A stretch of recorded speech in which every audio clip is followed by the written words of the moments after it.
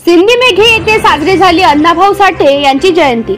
अण्णाभाऊ साठे यांचे कार्य आजच्या तरुणाईला एक वेगळी ऊर्जा देणारे आहे। अवघ्या 4था वर्ग शिकलेला माणूस त्याची कादंबरी अगदी रशिया पासून तर तिकडे संपूर्ण जगभर प्रसिद्ध आहे। अण्णाभाऊ साठे यांना साहित्य रत्न ही विशेष उपमा दिली जाते।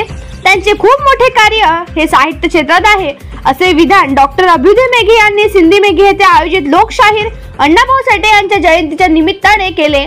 सिंदीमेघे येथे लोकशाहीर अण्णाभाऊ साठे यांची जयंती साजरी करण्यात आली। यावेळी अमित ठाकूर, सुमित गांजरे, माजी ग्रामपंचायत सदस्य प्रमोद खंडारे हे देखील उपस्थित होते। अण्णाभाऊ साठे यांच्या पुतळ्याला मालार्पण करून जयंती साजरी करण्यात आली।